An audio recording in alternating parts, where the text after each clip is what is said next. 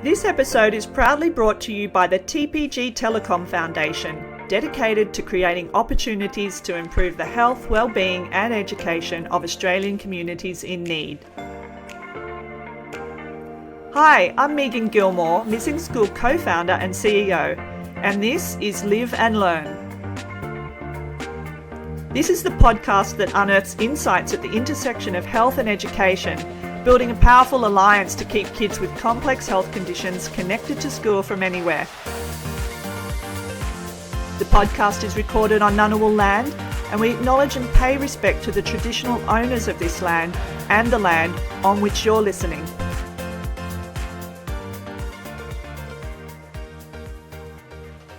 Welcome to our weekly webcast, a place to zero in on the interplay between health and education and to amplify the voices of those supporting school students to navigate their educational journeys despite complex health challenges. And today on Live and Learn, we have Stephanie Quattromani. Meet Stephanie Quattromani. Stephanie is the Executive Manager, Services, Policy and Research at CF Together, an organisation working to support the needs of the cystic fibrosis community in Australia. She is a trained genetic counsellor with qualifications in medical sciences and has worked in medical research and non-profits in the USA and Australia. She is passionate about driving opportunities for new treatment options for chronic disease. Welcome, Stephanie. We're so excited to have you on Live and Learn today. Thank you so much for having me. It's great to be here. So Stephanie, today we're here to talk about supporting school connections for students with complex medical or mental health conditions. So let's jump straight in. Tell us how cystic fibrosis impacts kids and why it's something every Australian needs to know and care about. Yeah, absolutely. So cystic fibrosis, or CF for short, is the most common life-shortening genetic condition in Australia. And actually, 1 in about 25 people in Australia are carriers of CF. So whilst it is a rare condition, it actually is a lot more common than what people think. CF itself causes a thick and sticky mucus to build up in various organs throughout the body, and that includes the lungs and the digestive system. And as a result, people with CF typically experience frequent lung infections, which over time leads to lung damage, trouble digesting and absorbing food and nutrients, among other symptoms.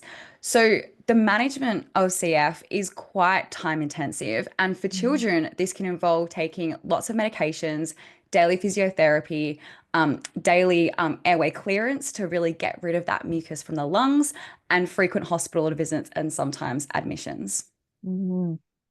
Wow, that is really something to care about. And thank you for that stat, because it does bring to the front of the conversation that this is, while a rare disease, is much more common than we realise.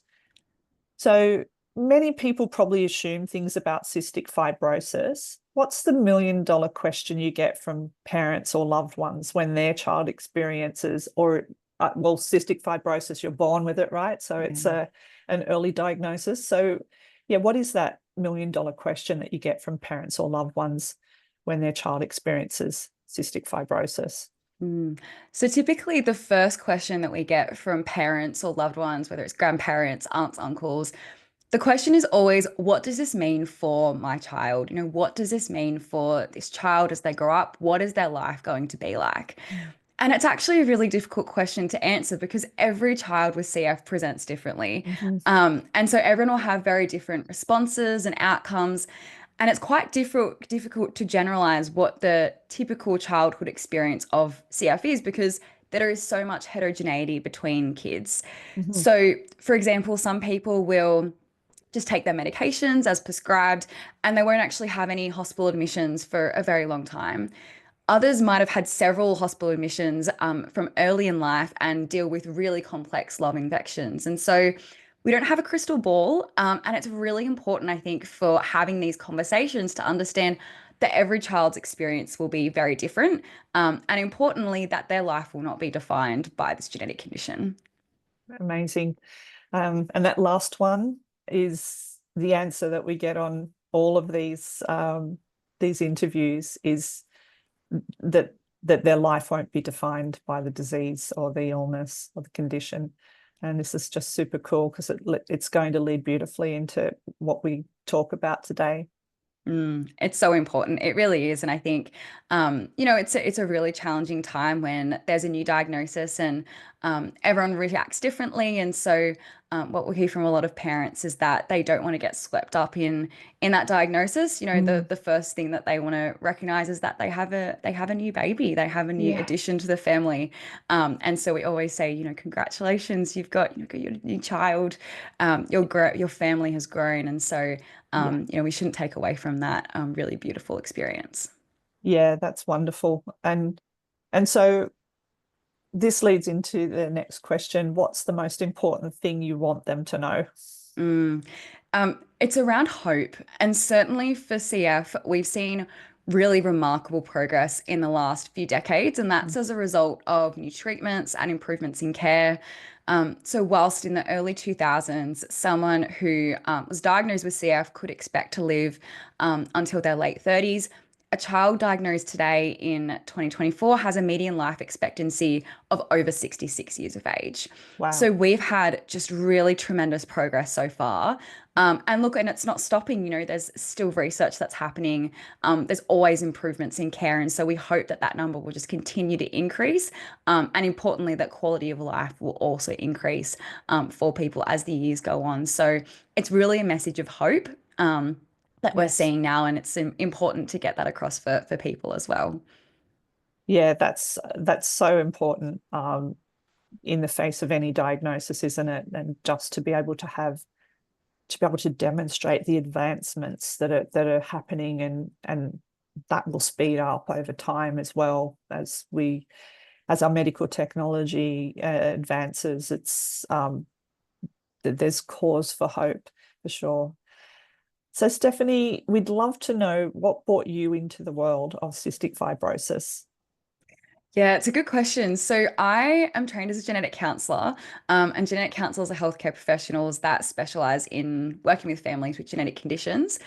And one of the first families that I saw when I was in training was a young family, and they had a loved one who had recently passed away from CF, and they were Mhm. looking at starting their own family and going through that journey. And it was an interaction that really stuck with me. I still remember that interaction to date. And, I describe my career path as one that's not exactly straight, but it's a bit of a windy road. So I've gone from genetic counseling into medical research, and now at CF Together, where I'm able to bring together all of those experiences that I've had, and get to work really holistically in improving cystic fibrosis. And that's through support services for individuals and families. It's by advocating for change, it's improving care, and supporting further research to find better treatments and hopefully one day a cure for CF. So it's safe to say that I love what we do. It's an absolute honor. Yeah, and we're so happy to get to engage with you today. And it is part of your lived experience. While you don't have CF, this is your professional life, you're living it, and everything that you're learning in terms of connecting with people day in and day out is just building your knowledge and your contribution. So we want to thank you for that and recognize that. It's without people like you, we don't get change. So look, knowing all that you know, what is your biggest hope for kids with cystic fibrosis, for their families and loved ones when navigating CF? Mm. I think when they're navigating it, it's recognizing that they're not alone. And so there's just shy of about 4,000 people in Australia living with CF. And a really unique challenge of CF is that because of the risk of cross infection, which is where the bugs that might be in one person's lungs could be accidentally transmitted to another person with CF, it means that people with CF can't congregate together in person. Wow. So if you've seen the movie 5 Feet Apart, that's exactly what it's referring to. It's the requirement for social distancing, and really not really seeing people with CF in the same physical setting. which is incredibly isolating.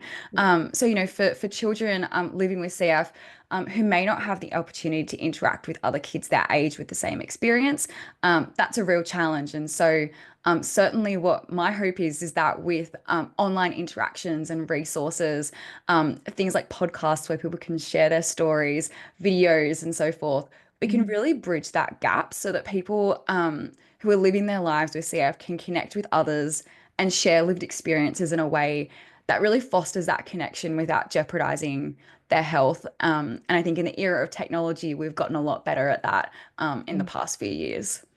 Yeah, wow, that's a fact that I was not aware of, and kind of hurt my heart when I heard it.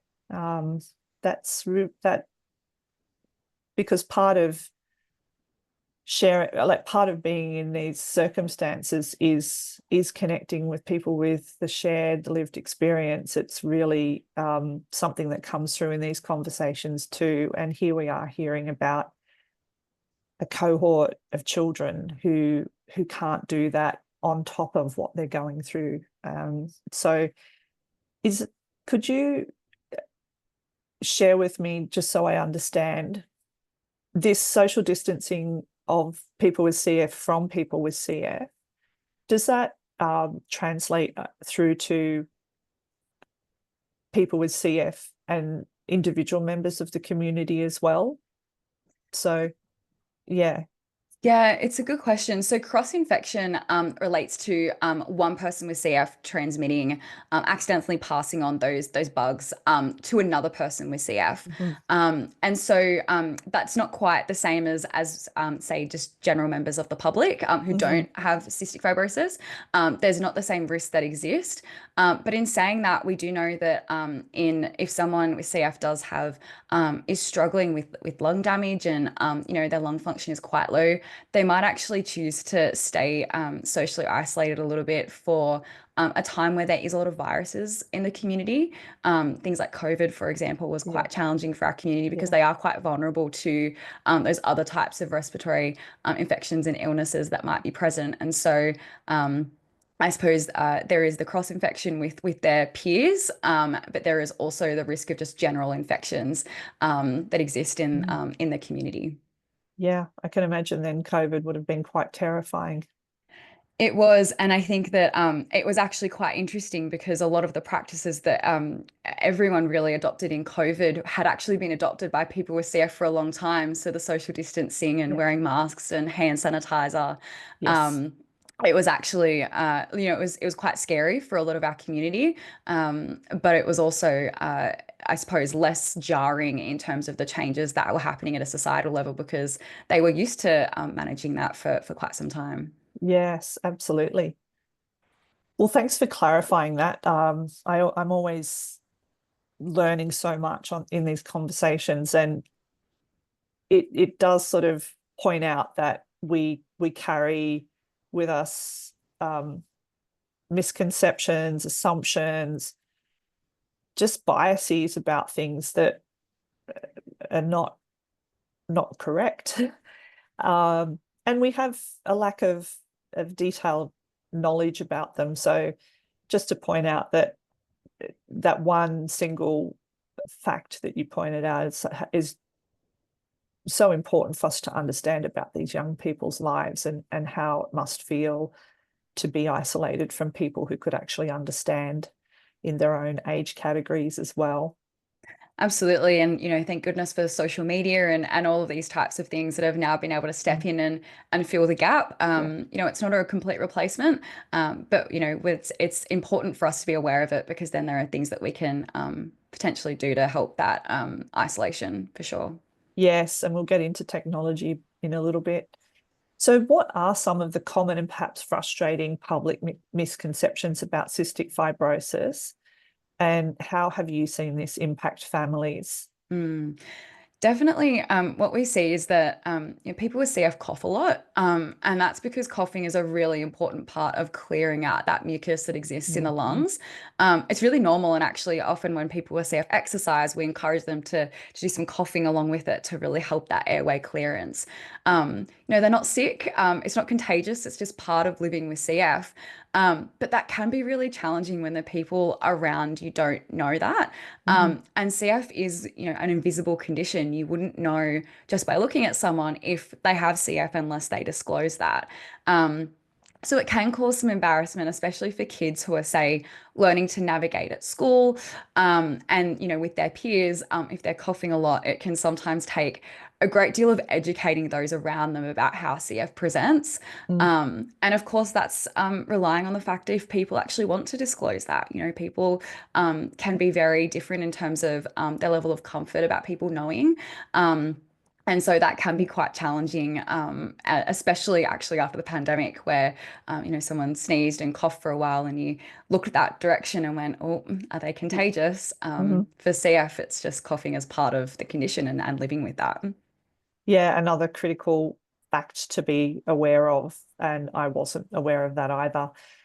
It's just so good to have these conversations to make sure that we get this clarity, and that you know the places that children spend time in, like schools, for that information to be available and shared with peers. But again, that super important factor about privacy and the willingness or not to share. And children, I'm thinking of teenagers here, might be deeply reluctant to share that, and rightfully so. This makes for some interesting times, I imagine, and we'll get into that a little bit further along. Yeah, absolutely. And everyone's, like you said, everyone is so different with what their preferences are. And we've had some people who have approached us and said, "I want to do a school presentation on CF," and I wanted to talk about it and fundraise at school. Others, don't want to make it a big part of their Mhm. lives. They deal enough with CF, and they'd like that to be separate to their social interactions at school. And both are completely reasonable, and is purely dependent on the person and how they feel about disclosing Yes. that. Yes. And it points out again the differences between people and presentations of things. So there's the condition, the disease, and then there's the individual or individuals within that, and how different that journey can be, and the individual's way of dealing with it as well as can be vastly different. So how many Australian children and youth are living with cystic fibrosis right now? So I went to our Australian CF data registry for this. And so there are 1,586 children with CF who are living under the age of 18. So that's from birth to 18. Uh-huh. And so that actually accounts for about 42% of the CF population in Australia. And only in recent years have we seen that shift to more adults with CF in Australia than kids. So that really speaks to the increased life Mm. expectancies that we're seeing, which is reflected in these data registries, which is fantastic. Yeah, that is that will grow. It will. That's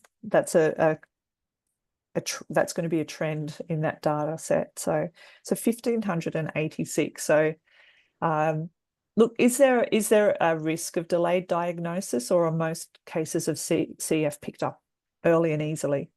Yeah, so we do have most diagnoses are picked up with newborn screening. Mhm. And in Australia, we've been quite fortunate that we've had that in place since 1986. So Mhm. quite a long time, and actually ahead of a lot of other countries across the world. But in saying that, there were 13% of new diagnoses. Last year were actually done in adults over the age of 18. And so we certainly do have those late diagnoses, and that can be because of a variety of reasons. It could be people who were born overseas and have moved to Australia. It could be that people have opted out of testing, or it didn't get done for whatever reason.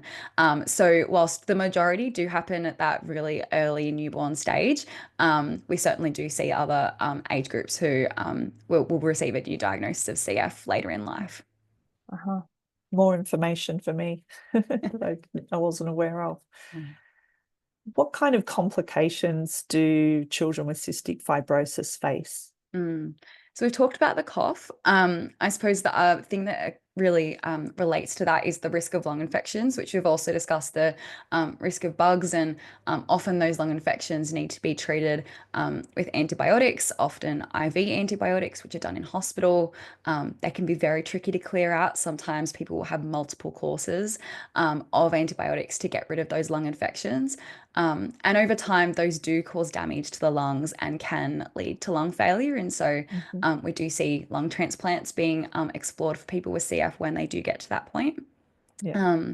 We also see digestive symptoms. So that's things like difficulty gaining weight. And that's because people with CF often don't produce a pancreatic enzyme, which is used to absorb food.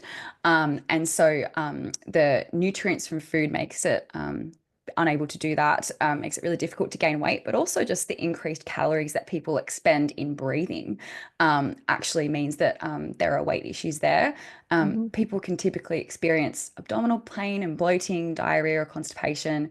And because of the levels of sweat, the levels of salt that people have in their sweat, in fact, in summer, you can sometimes see salt crystallizing on the arms of someone with CF. So that's the level of salt that comes out. Dehydration is a really key factor, and so fatigue as well. And again, every person is different, but those are the types of things that are usually quite common among people with CF. And we do see as they get older into adulthood that there are often reproductive issues that they will face as well. Yes, that's a lot. Yeah. A lot for a young person to deal with, and in a chronic condition, there's also that advancement of the impact of the illness over years as well. That's throughout I'm thinking of a school child's life from 5 to 18. So yeah, there's a lot happening, I think, especially in that age group as well, as they start to take control and gain independence over more of their medications. There is a significant treatment burden there. And so definitely there is a constant there's a constant there of managing their CF on a daily basis that really doesn't go away. yes, thanks for pointing that out. As well as illnesses and diseases, there is also the treatment burden into the mix there, which is its own ecosystem of complexity. And put it this way, it's not easy to forget that you're living with this, having to engage in those treatment protocols, and which are life-saving. And thank goodness that we have advanced to the point where our treatments are getting better and lifespan is increasing. So this is the good side of it. That it's great to acknowledge that as part of it. Absolutely. And it's that dichotomy where we're so grateful for these treatments and the opportunities that it's given for people, but being realistic that people don't really want to have to do 1 to 2 hours of daily physiotherapy.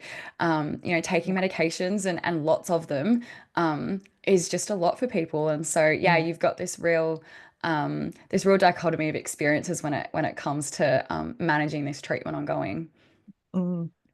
And I suppose this all affects school life as well, and we'll be able to drill into that in a little bit more detail in a moment. Turning now to siblings and peers before we deepen into the conversation about school. What do you hear about siblings and peers of kids with cystic fibrosis, and how those young people are impacted, and what should families be across?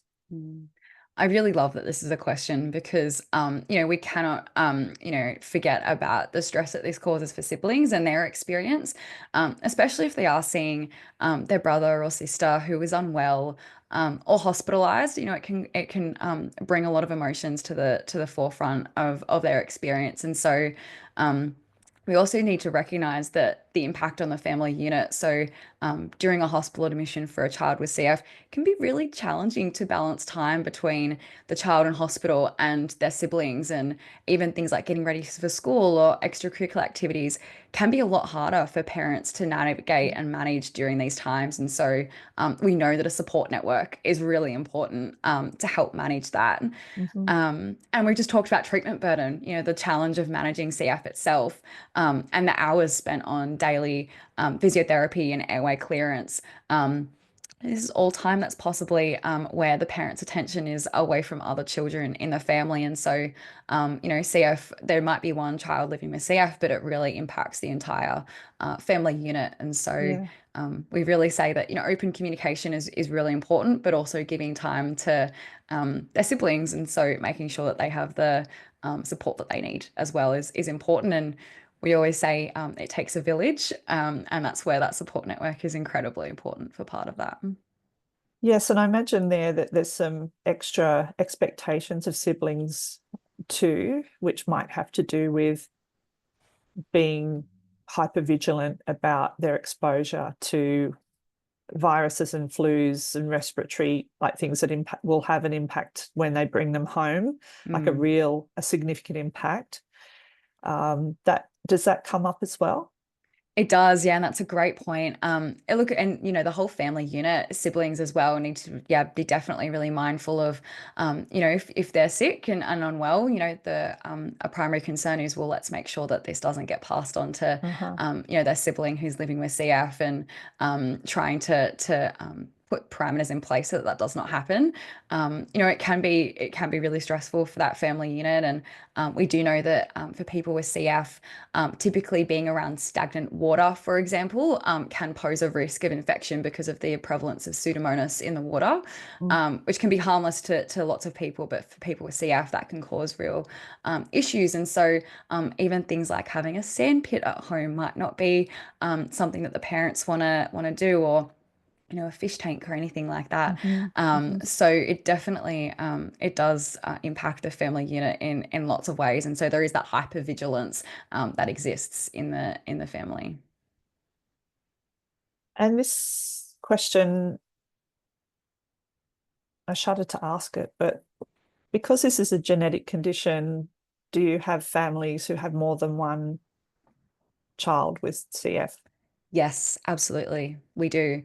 And yeah, so it is a genetic condition. We know that if the parents are carriers of CF, for every time that they have a child, there's a 1 in 4 chance that that child will be born with cystic fibrosis. And so it can be really difficult for those families when they've got two or even more children with CF in the same household. I suppose cross infection is impossible to manage Yeah. between those siblings. Yeah. And so it's how to keep them well together. There's a lot of challenges associated with that.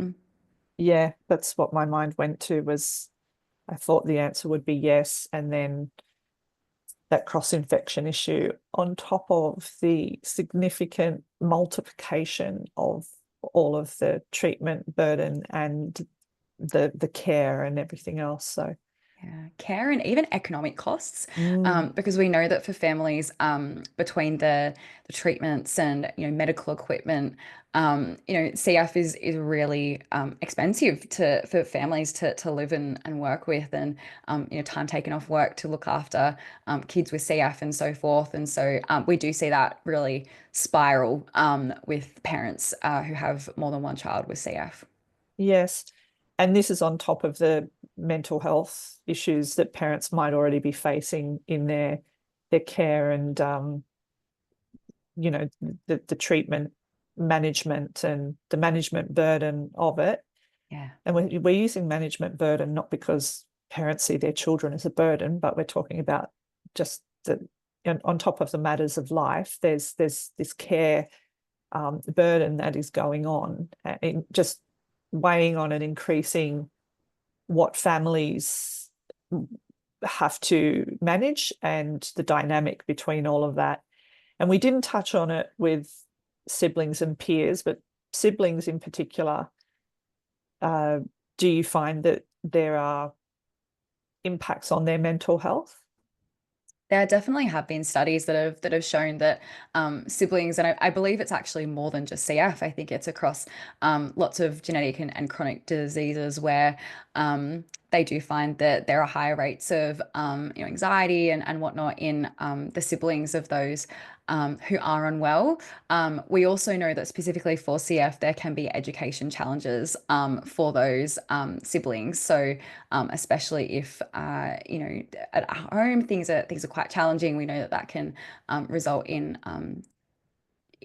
challenges to their education and Yes. what that looks like. Yes. And I also want to call out your mention of economic struggle. And we have these conversations on Live and Learn about potentially one parent, typically mothers, taking time off work or having their, disruptions to their work life outside the home, on top of, well, in some cases, having to completely leave their work life in order to fulfill their care of their children. And these circumstances, what we haven't picked up is the economic burden, the economic issues and management obviously in CF, we're just picking that up now, but also in other circumstances where there's a chronic health condition. And so it's not just about economic losses to do with work, but it's also the cost of the treatment and management itself as well. So that's a really important one to flag. And it also just speaks to how much pressure people are under in these circumstances. So thank you for raising that. Yeah, look, it's certainly something, and especially with the cost of living at the moment, it's certainly something that we're seeing in our community. And, to provide an example, we do provide emergency financial assistance to families and relief funds to families who are facing financial hardship. And the demand for that this year has actually been higher than what it was in the pandemic. So the cost of living associated with all of the normal costs associated with managing CF, everything from a high fat, high caloric diet, which, grocery bills will often explode because of that, to just the cost of getting to and from hospital, the medications and the vitamins and the supplements, nebulizers, which are used to inhale medications.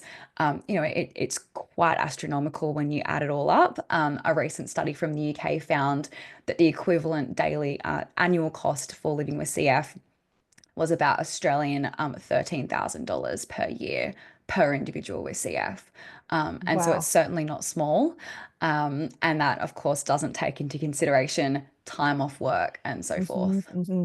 That's mind-blowing and so concerning. And just want to repeat that the financial pressure that families who have a child, one child or more with CF, their financial pressures right now are more significant than during the pandemic. Yes. Wow, there's a lot going on out there, and this is precisely why we want to bring this to the forefront in our conversations about, across the board about families in these circumstances. Just so important. Absolutely. These conversations are important, and certainly a recent study actually showed that those who are facing the highest financial difficulties are actually those who are doing the worst health-wise. And so it's a really vulnerable population.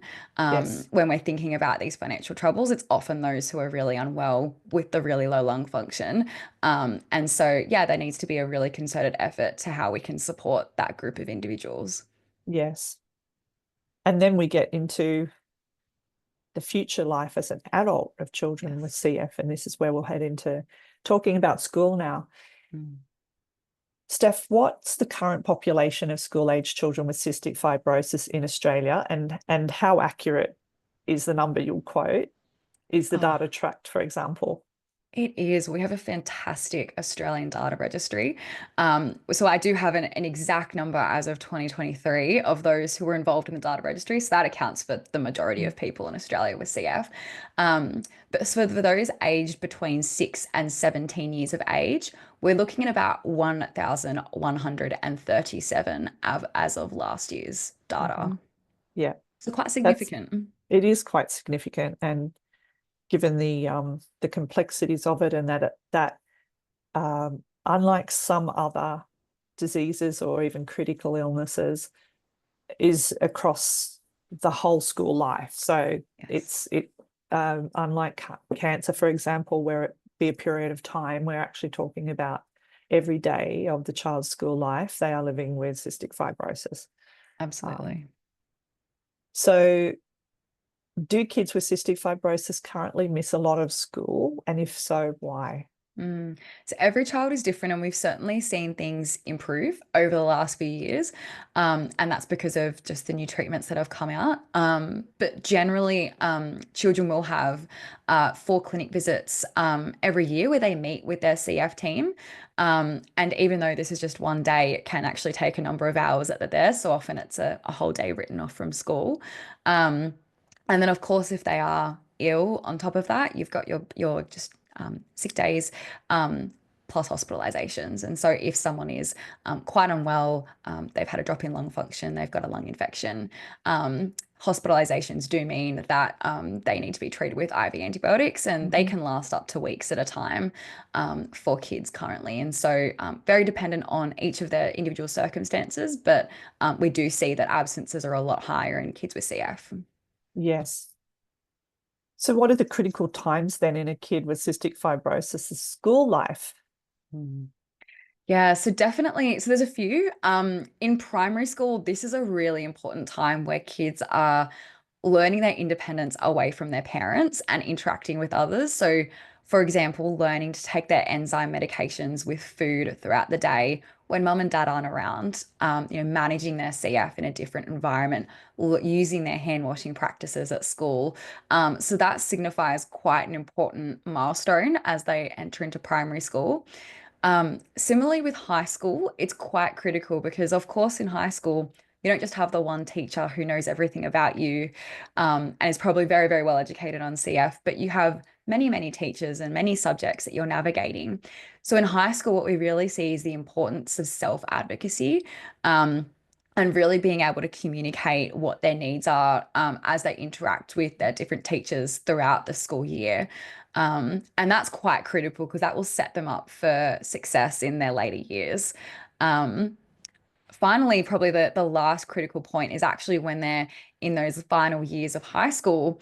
Around that time, they're actually looking and preparing to transition from pediatric into adult care. So they would have had their whole lives up until this point managed by their pediatric CF teams. And the period of transition where they actually move to a different care team in an adult care center can be quite disruptive and is a very, very important process because essentially they're the ones who are starting to take control of their CF and their management. Mm. And so this is a really critical part. And of course, in those later years of high school, they're managing adolescence and puberty and examinations and all the rest of it. And so that's quite a critical part. And actually, we know that engaging young adults in that time in their care is really important because if it's not done well, then there's a risk of them falling out and not staying on top of their care with their adult CF team, Mhm. which we know, of course, can cause issues down the road in terms of being on top of their treatments. That's really important. Yeah, and the fact that, they're across those school years, they're picking up more and more of their own care, I guess, in terms of treatment and management and understanding what that is and their agency as individuals in that process and those critical times. I also imagine that transitions in and out of school, if they're having a lot of time off school, that become quite, well, it could be challenging for them, depending on how often that happens and how long their absences are. Um, what's your What do you see when children are not in the classroom? So are they getting their support from their schools? What's happening for them? Yeah, we do. We work really closely with a lot of schools, especially when they have had long absences. Maybe they're in hospital for a long period of time. Maybe they're doing hospital in the home.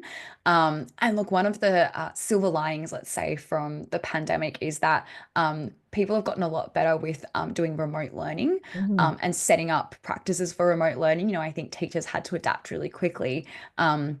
As a result of the pandemic. And so, what we are able to see now is that there are flexibility around how people can engage still with their teachers whilst they're in hospital and hospital in the home if Mhm. they're well enough to stay on top of classwork and potentially do assignments in their own time. So that's Yes. certainly improved, and as long as they have access to a laptop, Mm. the teachers of and the schools that we've engaged with are really, really. It's been really wonderful to see how they will work with students to ensure that they do get the best learning outcomes, even Yes. with their circumstances. That's really good to hear. Does that include two-way digital connection into lessons as well? So maintaining that school continuity so that the the young person, the primary school student even can take their lessons in real time? Mm. It's possible. It's definitely possible. I'm not sure if I've seen that this year. We've certainly had instances of it where they can, potentially dial in using Zoom or whatever it Mm. is that they use in the classroom for certain sessions. It also depends on how well they're feeling as well at home. And so, sometimes they're like, I don't want anyone to see how I look right now. And that's completely fine. So, yeah, it's certainly an option, I suppose. It's very dependent as well on what the capacity and capabilities are of the school to be Yes. able to set that up in the classroom. Yes, so that's what we've been working on since 2017 is two-way digital connection for students to their classroom Mm. in real time. And we've provided the technology to do that. It's been telepresence robot technology. Um, and what we're what we're working on now is to get schools to be able to do this as a standard of operation with the technologies that they already have in schools. And we actually have an amazing story of a student here in the ACT who had used used the telepresence technology, which was situated in their school to dial in when they couldn't be there. So I think from year 6 through to year 12 so far, and unfortunately, that young person has had to withdraw from school in the final year due to chronic pain, which is a different uh, circumstance that they hadn't had before. But they report that the reason that that school continuity has been able to continue and that um, schooling to that level was able to be attained was because of two-way digital connection into the classroom for lessons. So this is what we hope can just become business as usual. I think that's amazing. Mm. That's just incredible. Yeah, look, completely. I think, as with the technology that we have now, it's the implementation of it, and so that'll be Yes. really, really exciting to see come Yeah. through in the next few years.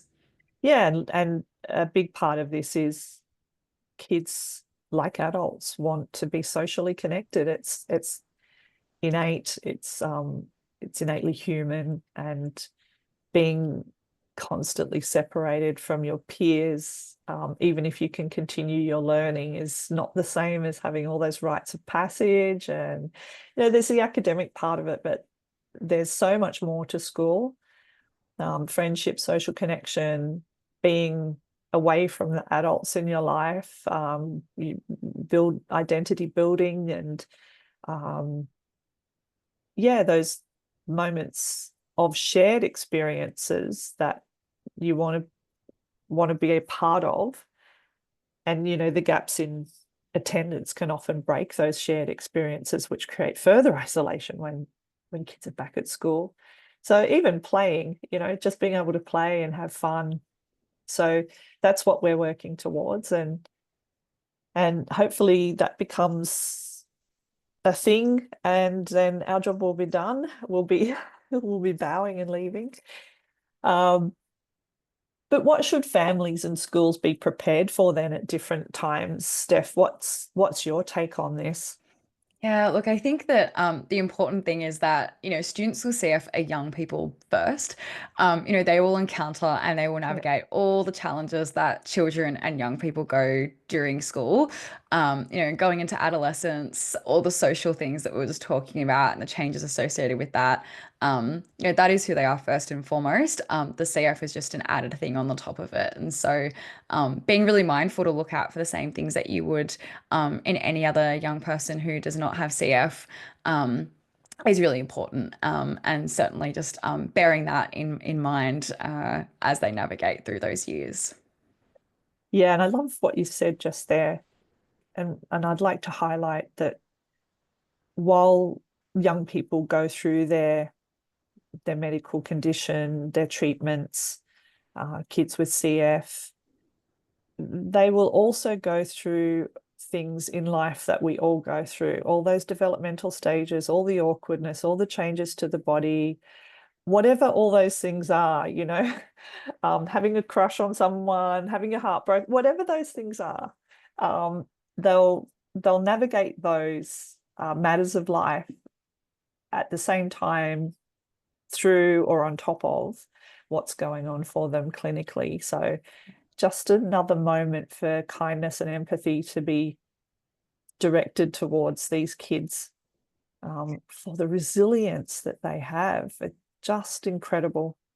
Absolutely so much resilience. And when we talk to young people about what they would like to see in terms of content and information, a lot of them are saying things like, can I have like an article or something on how I can tell my girlfriend that I have CF?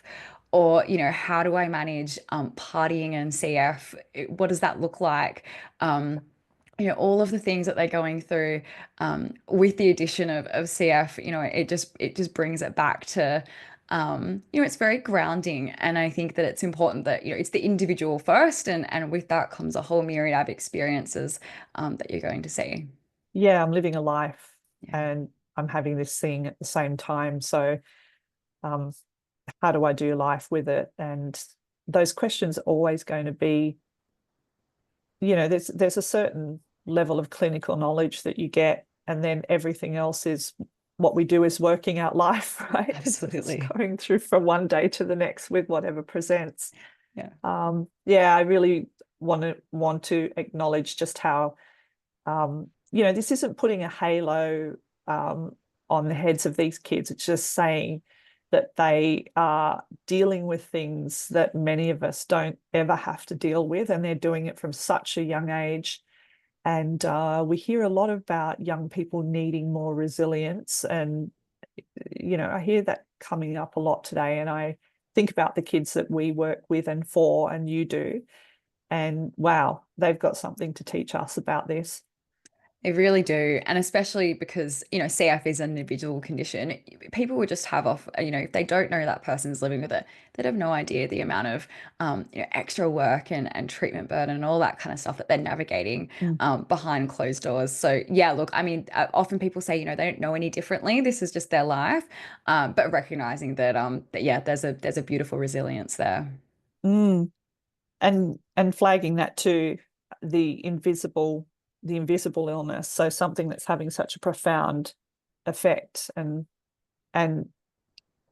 we we may know someone or maybe sitting next to someone who has CF and just not be aware of what that person's life is. I think it's another one of those things of, you just don't know what people out there are going through, what they're living with. And empathy goes a long way, in our daily interactions, because there's things behind the scenes, right? All sorts of things. Always. Yeah. Absolutely.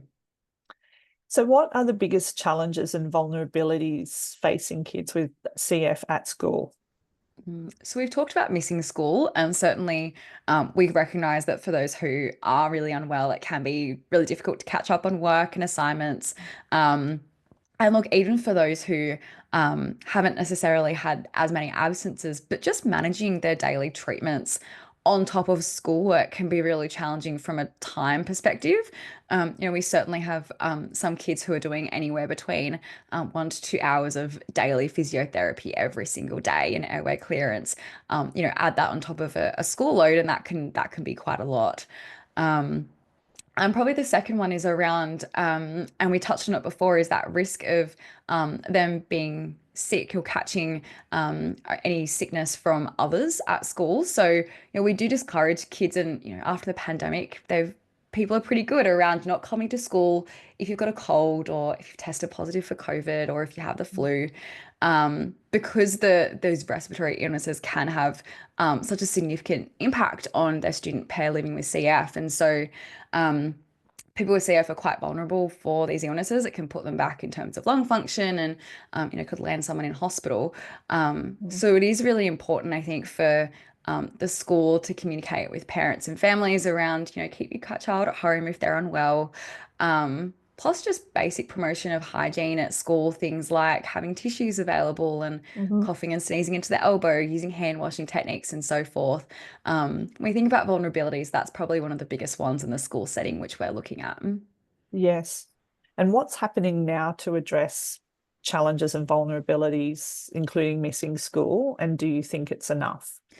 Look, we are seeing schools learn and adapt, and primarily that is actually due to the pandemic. Because we had so much remote learning, then we have seen that teachers have gotten a lot more comfortable with doing things like, sending things via emails and potentially jumping on a Zoom call. We haven't seen as much that remote learning in terms of dialing in that two-way communication. It'll be great to see that in the future.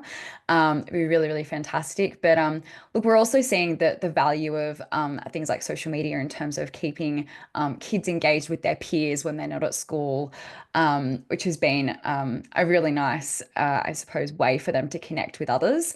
And in terms of the liaising with others at the school around staying home if they're unwell, sometimes some schools will send out a letter around every year, just reminding people to keep their kids home if they're not well. Often it doesn't even mention the word CF, especially if that family doesn't really want it disclosed. Mm. There are certainly ways to do that and communicate that out.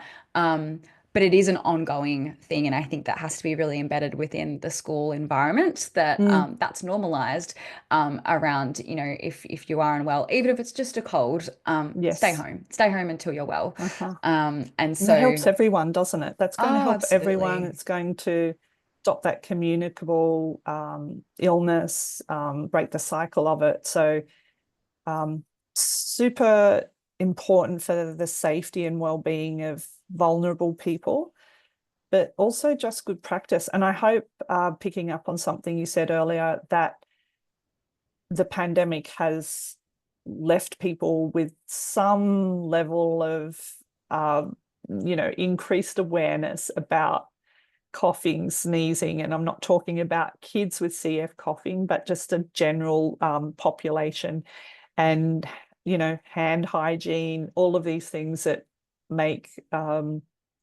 just keep us more healthy. Mm.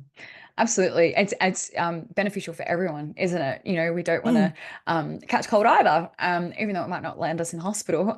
We certainly don't want it. And so, yes, look, we have seen that improve, and it's become a lot easier to have those conversations. I think Yeah. as a result of that, it's a lot more normalized. Mm. Even if someone's wearing a mask, then that's also a lot more normalized, and people don't look at it twice as much anymore as a Yes. result. And so there are silver linings which we've taken from that, which is great. But like we say, it's a constant. There has to be a constant focus on that. It's very easy for that to just kind of fall to the wayside. So it's that Hmm. constant communication with schools, and they're usually really, really accommodating and really fantastic to work with in that sense.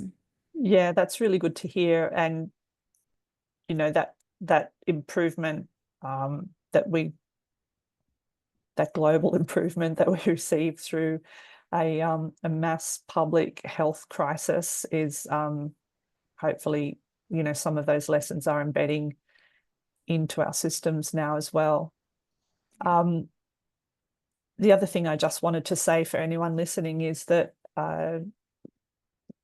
cystic fibrosis is covered by the Disability Standards for Education as an illness, and the disability standards apply to every single school in Australia. It's a great, powerful regulation that is under the Disability Discrimination Act. And so it, in a nutshell, uh, assists with students being able to enroll in their school of choice and stay enrolled, and to be able to learn alongside peers, to have access to school to have facilitation for access to school. For example, we know that wheelchair ramps are there for that reason, and that's the way that we look at two-way digital connection or telepresencing technology as an on-ramp for access to the classroom. And the standards also provide for assistive devices. So that is that technology and additional support where the school can get extra funding as well under the disability standards, which means that, different accommodations can be made in schools and supported by learning assistance perhaps, or technologies, or a range of other things. And of course, the reduction of harassment in all of that as well. So access to the curriculum, access to the school, being able to enroll in your school of choice, being able to get additional support to create equal opportunity and reduce equity gaps, super important. And an individual learning plan is also going to underpin that. So to provide these different accommodations where the family can, or families can, talk to the school and develop a plan, a clear plan that's documented, and hopefully that's portable from home to hospital to school.